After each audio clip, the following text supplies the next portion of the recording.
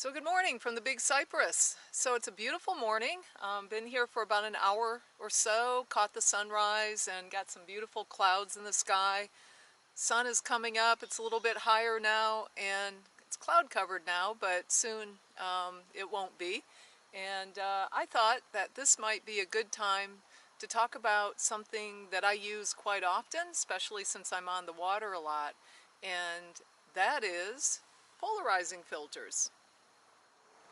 Okay, so for an outdoor photographer, there's several advantages to having a polarizing filter, and especially if you spend a lot of time around water like I do. What these filters do is they cut the glare from the water. So if you do spend time around water, if you're a fisherman, you probably have polarizing sunglasses, and that helps to cut that glare, but also allows you to see under the surface of the water. So that's a nice thing for photography as well. And then the other advantage of a polarizing filter is what it does is it makes the sky and the clouds just look deeper and richer, and you get more contrast and you get those saturated blues in the sky, and it just looks, brilliant. So that's a nice thing. And, if you're shooting anytime around water, like waterfalls in a forest, and maybe there's some wetness on the leaves, you can cut the glare from that as well and give that scene a more saturated appearance.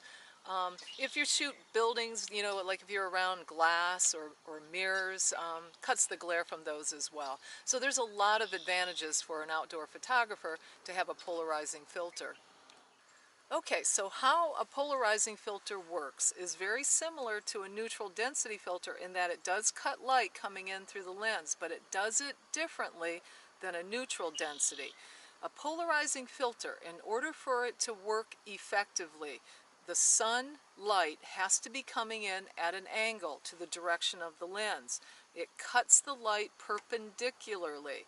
So right now I have the sun over here, and if I'm shooting in this direction, that's when I'm going to get the most effect, compared to if I turn my back to the sun and go this way, I'm not going to see as much of an effect.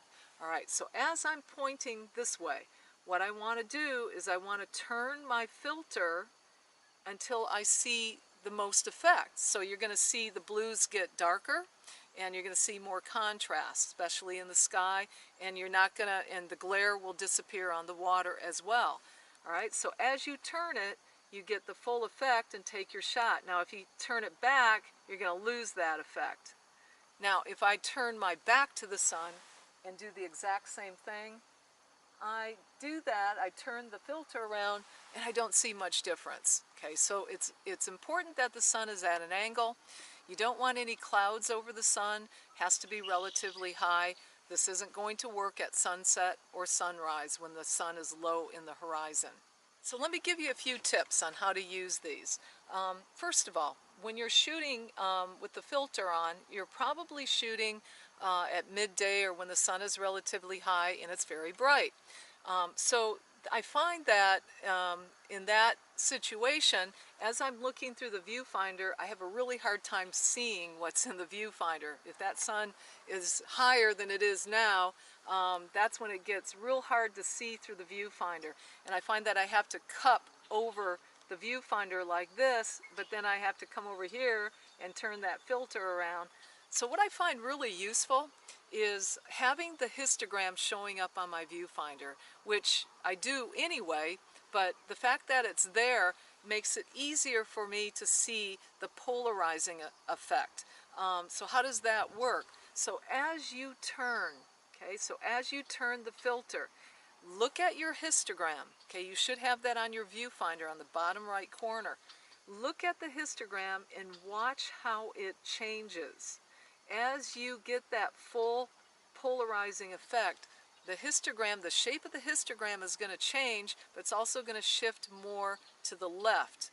Okay, and so if I were to shoot with the sun behind me and I did the same thing and I look at the histogram, I'm going to see very little change. Okay, so why is it shifting to the left? That's because with the full polarizing effect, you're losing light. Okay, and when you lose light, the histogram shifts left to the darker areas. Okay, so another tip that I have for you is when you are putting the filter on. Okay, so first of all, when you look at the filter, you're going to see that it has two parts. You have the moving part, which is the filter, and you should be able to turn that around freely. And then you have the threads that go on the lens. When you are attaching this to the lens, just be mindful as you are threading it, because the filter itself is going to continue to turn. You're going to be able to move that as you're threading it. You may see that moving around, and you're thinking, oh, it's not threaded on there tight, and you're going to keep trying to tighten it, and before you know it, you've got it threaded on there so tight you can't get it off. I know that from experience. The other tip that I have is that you can combine a polarizing filter with your neutral density filters. You know, you can stack circular filters on your lens, but if you use a holder with this, you know, with the square filters, and that's what I use, you can have your polarizer on there and then add to that. Some filter systems come with the polarizer that you can insert into the holder, so all of that is, you know, combined however way you want to use that. Okay, so the other tip that I have for you is if you're going to purchase a circular polarizing filter, you want to make sure that you get the right size. So notice that I have two sizes here. This one is a 77 millimeter and this one is a 72 millimeter. So check the size of your lens that you're going to put it on and make sure that when you order that filter that you're getting the right size.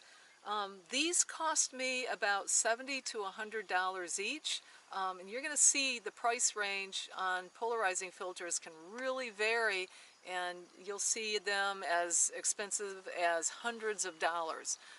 But I find that $70 to $100, that seemed to work pretty good for what I use them for.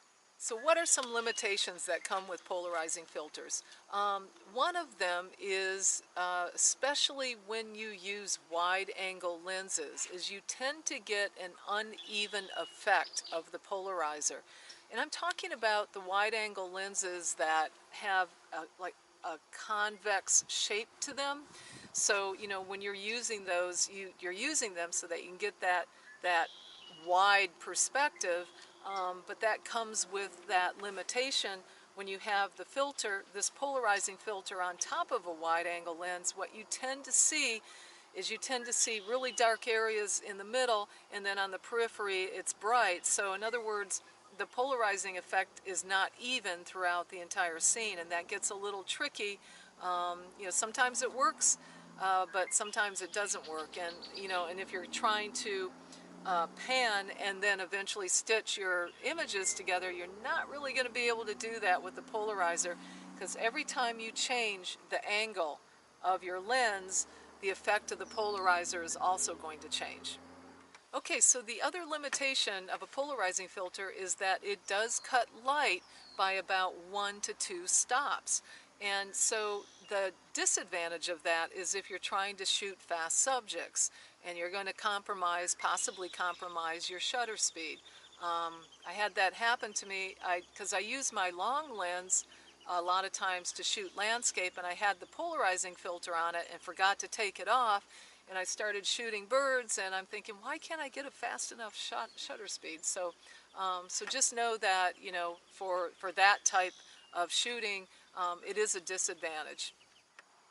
Okay, so one last thing I just want to mention, because I do spend a lot of time on the water in my canoe, I shoot a lot of scenes from here, is I oftentimes, and I would probably be doing that with my long lens, is I sometimes shoot towards the water, and I've shot animals that are like right under the surface of the water, like spotted rays and jellyfish and fish, and I find that with the polarizer on, it works better if I have a sharper angle towards the water than if I'm shooting this way towards the sky.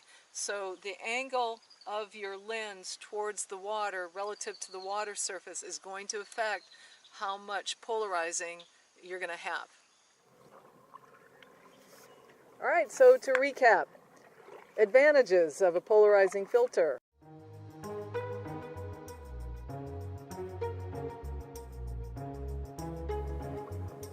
Limitations of a polarizing filter.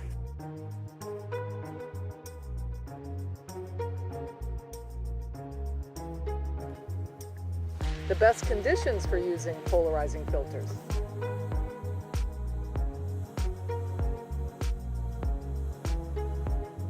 And some tips for using polarizing filters.